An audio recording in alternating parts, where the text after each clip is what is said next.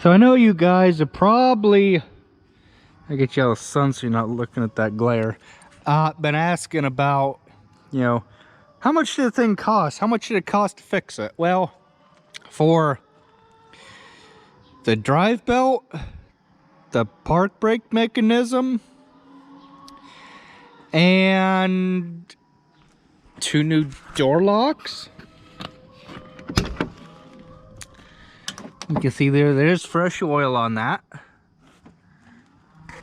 Try and get you to get the glare out. You can see there, fresh oil, okay. And a new front CVT boot. Leave in the comment section below on how much you guys think it costs to fix this thing, and we'll reveal in the next video. Any guessers? Anyone?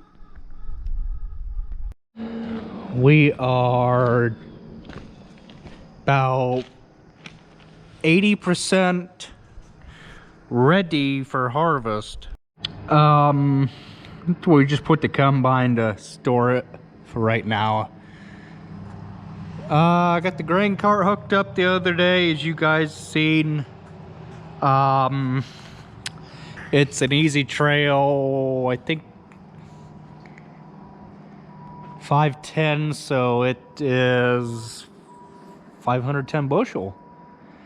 For some reason I thought it was only a 500, but maybe I was wrong. We got to, let's see, pull that back a little bit, because when I like to load the truck, what we do is whatever hydraulic outlet we put the auger on, let's see, that being this top hose, maybe? I don't know, these are all screwed up. They don't make any sense how they get this stuff labeled. Is whatever hose this is, if I remember right. I don't know, we'll just have to plug stuff in and try it.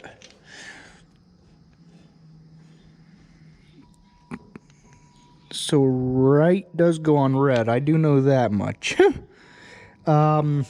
So when we plug this thing in, we'll just have to try it. But whatever set we put the auger on, we got to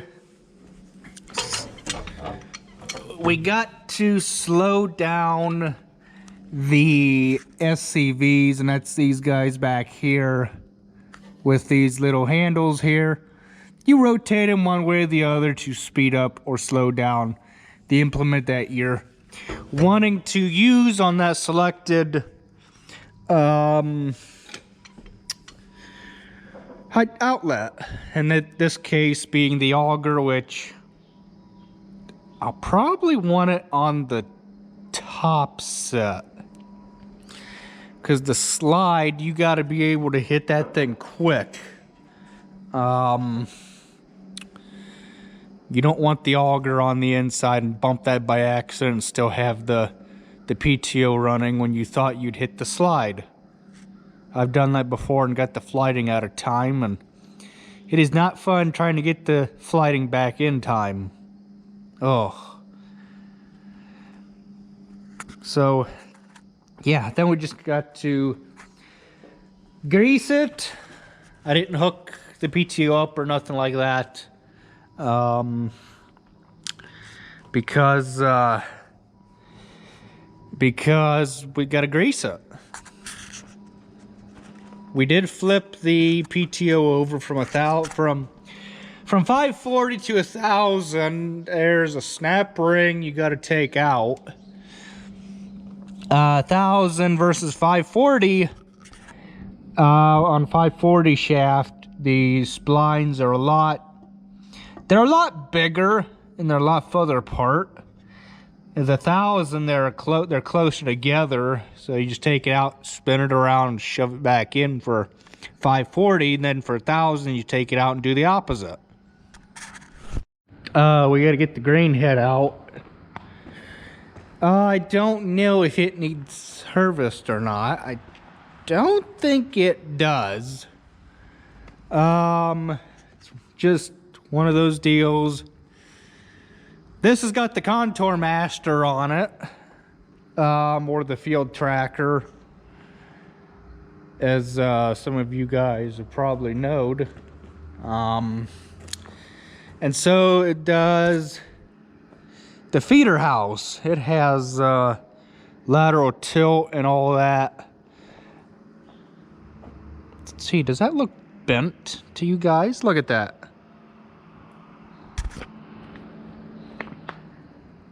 Let me put a level on that.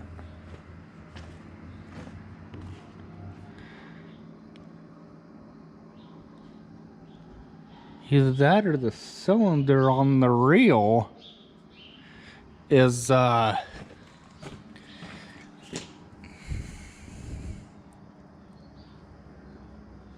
must be the reel. I don't know, something just looks out of whack on this.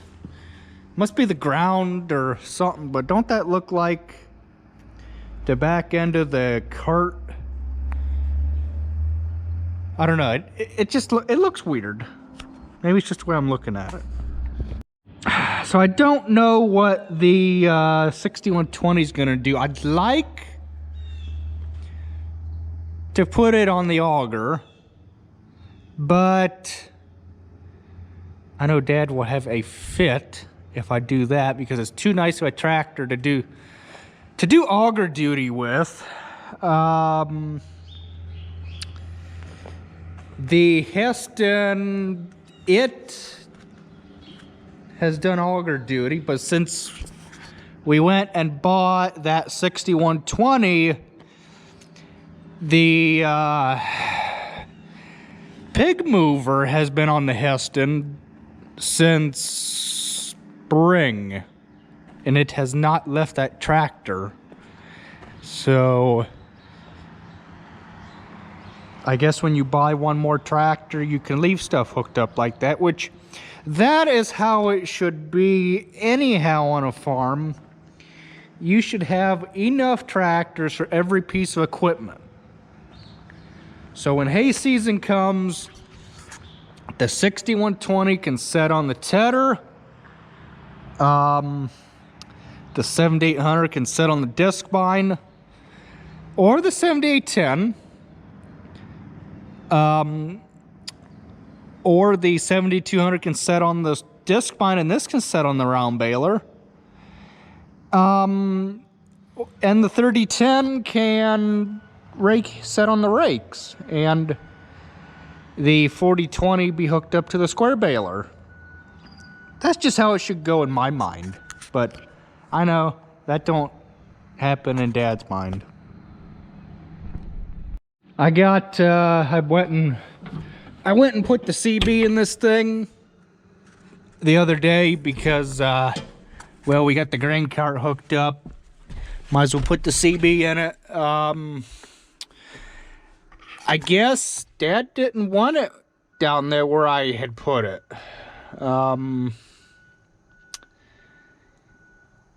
I thought the only reason he told me to take the round bale monitor out was so I could put the CB down there, but I guess not. It's just a oh, what am I trying to say? Cigarette lighter, cut and snipped into new wires. Radio works as it should. The way you tune these is so you get your squelch control on the outside or on the inside, and that little guy right there, I don't know if you can see that little indent. You want to turn it up just a little bit till you quit hearing the noise. Dynamic's up all the way, RF gain, noise blanker off. Blah-de-blah-de-blah. So, yeah. That is that. And then for an antenna, we're running Wilson.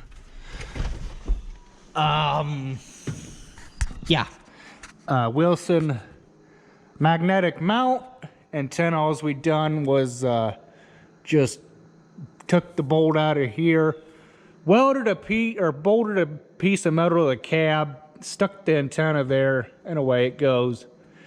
It gets out all right, but I've been contemplating about putting a mirror mount antenna like on the handrail here, and then just running the coax into the door, and you know, taking the headliner down so it didn't look like crap, or else trying to get a coax that's the same color. Oh no, I guess they do give you room up in there to run coax, so I guess I could have done that. And but that's if I was, you know, putting a radio in this thing permanently, which I still technically could do. I know some guys got them mounted up here, which, you know, that would work. You just got to make sure you get small enough zip screws so they don't poke your way through the AM/FM radio. But it works for what we do, so and I don't really care. Well, I'll show you guys in a minute. I was gonna say I don't really care for fiberglass antennas because they just get the ever-loving crap beat out of them with the kind of work that we do and around trees and stuff like that. I like the whip antennas better because they give a little bit. Yeah, I know fiberglass is cool and everything, but they just, I don't know, they get broke too easy, my opinion. I want to show you guys what Pete done was he went and put a really nice fiberglass antenna on this Lime truck, and I think it's got a piece, the insulation broke out of it. Or does it? Oh, good grief. Does it? No. I was just seeing things, but that's, you know, that's at least, what, 4 foot? Yeah, 4 foot antenna. And it gets out pretty daggone good. I gotta admit, it gets out good. It does catch an occasional tree limb or that, just because of the height. But, you know, and it matches the truck too, you know, red truck, red antenna, that kind of thing. And, he also put a CB in this, so you could talk to the loader. Chrome LTD 29. Yeah. So, don't know why he put it on the passenger side, but I don't know. It is what it is. I would have, well, upholstery's too nice to drill through there, so oh well, he did it his way. Now on my Gator, I went with Road Pro coax cable, for my CB antenna. I went with a Wilson 2000 trucker antenna, 5 foot whip on this thing, mirror mount. The thing gets out exceptionally well, and I just noticed I did not center my my light bar. Oops. Oh well. But I love this coax. It is really good coax. I love it. And I will show. I just have it ran down inside the door, underneath here, and it is so thick it don't even pinch or nothing. And then I got it zip tied to the handrail or handhold there. I still got to tidy up my mess in here with the coax and all that, but I am just overall impressed with this coax. And then I have it, you know, it comes on with the key, little unit in PC78 or 68 I should say. Same thing, you turn the squelch down till it hisses, and then you go back, then you go backwards with it. And then I just got me a little tiny speaker for in here. But I'm happy with it. And then I went and put a the same antenna on the combine. Oh, we did that when we had it in the shop. Well, that whip's all frickered up. That ain't good at all.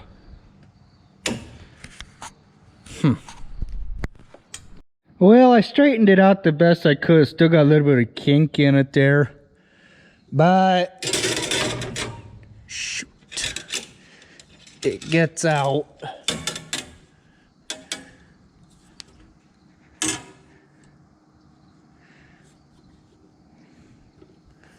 We're gonna have to adjust that because that'll ground out hitting that auger or that pin.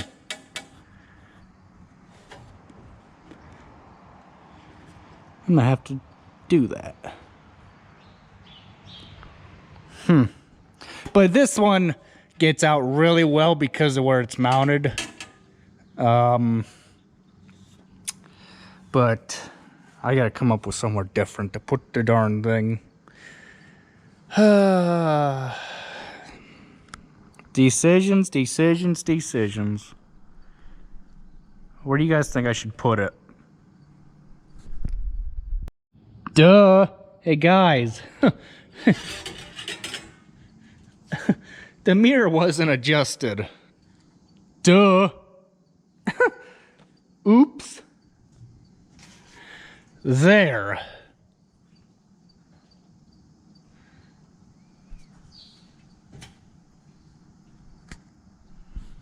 That should work.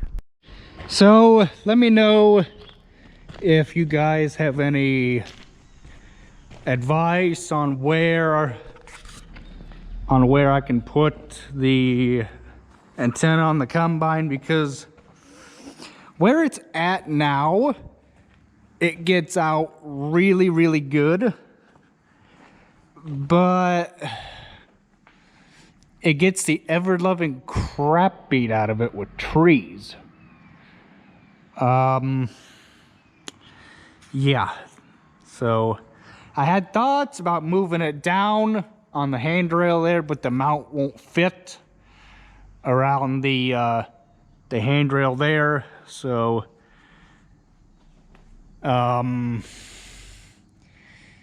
really entirely sure what to do.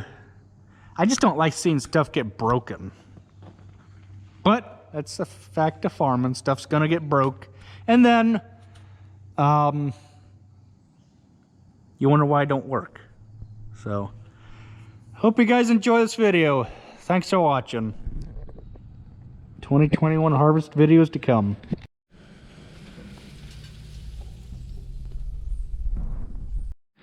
I didn't make that mess, but gotta clean it up. Broom, shovel, skid steer. Hate making messes, but that's part of farming.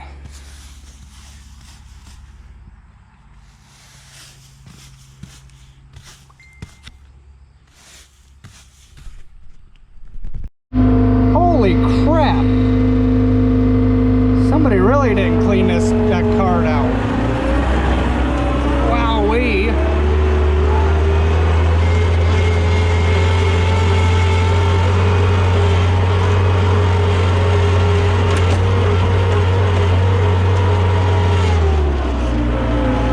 Oh well, stuff happens.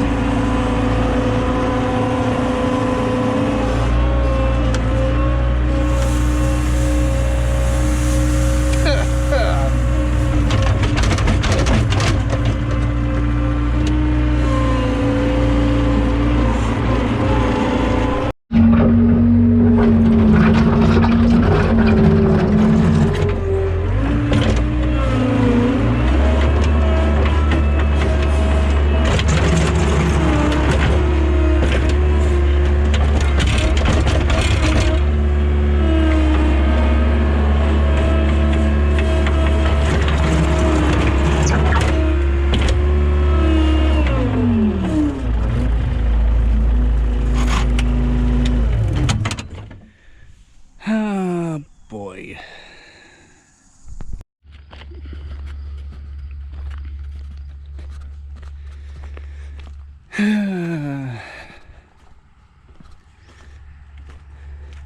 It almost all didn't fit. It almost all didn't fit. So we got the grain cart greased. I couldn't believe how much I think we used this thing for wheat. How much wheat or oats? One of the two was still in this cart yet. I mind ball. Oh, you know what I forgot to do? Forgot to put some tape on that little burr right there. See that right there? For somebody cut their finger. Forgot to do that. But it's all hooked up, ready to go. Then the combine will be the next thing to go. So slowly but surely getting there. I almost think we'll do corn first, the way it's drying.